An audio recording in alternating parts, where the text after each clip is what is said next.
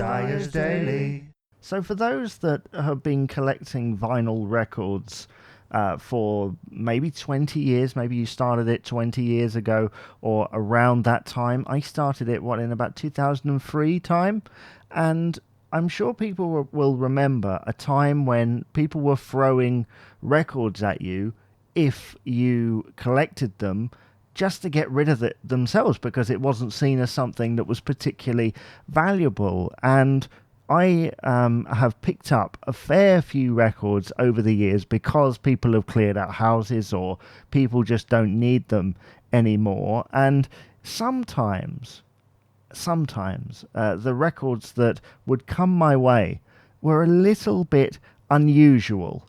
Now, this isn't the unusual. When you're talking about modern record collecting, if something's unusual, it means it's valuable in some way. And I can pretty much rule out any value being attached to the kind of records that I used to get. A lot of them were easy listening. They were truly unusual because they weren't really artists or ideas that you would see in the modern world. In fact, some of them were even types of albums that don't really exist anymore in the same capacity. And I've recently cleared out a huge bunch of records, but I kept hold of for a long time this record that I'd never played. I thought it would be useful for something. And it was like this children's playgroup thing. It was one of those records that they obviously used to play at like young children's playgroups. So like it would have like nursery rhymes and, like the little songs that children sing on it. But it wasn't an album of like a performance.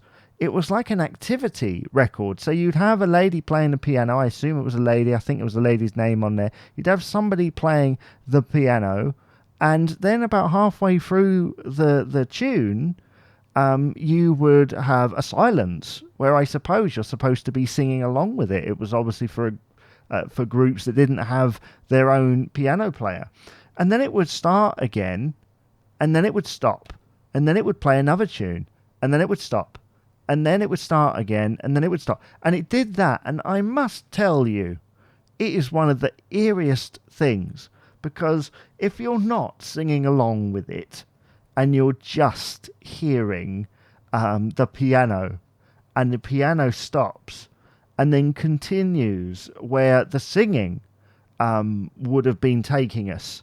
So it wasn't even continuing where it left off, it's just like continuing from the singing that should be happening. That silence is really, really freaky. And since I listened to it, I couldn't keep it. I had to get rid of it. It was weird. And I think the B-side was children singing these songs. And it's always weird listening to like 40-year-old records because you think all these children are grown up now,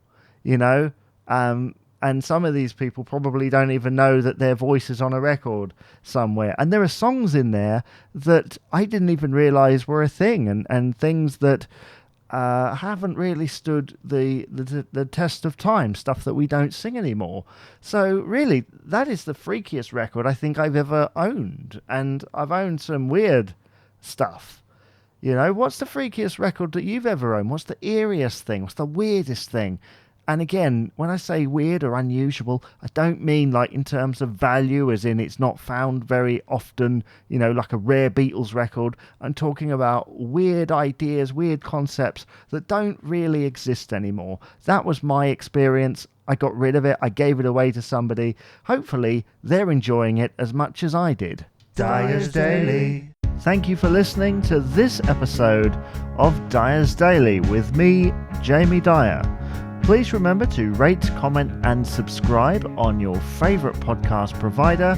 Also, check out me on social media. You can tweet at JamieDyer89 on Twitter or facebook.com/JamieDyer89 and like my page on there. Also, check me out on YouTube. Just type in Dyer's Daily and you'll find me. Bye-bye for now.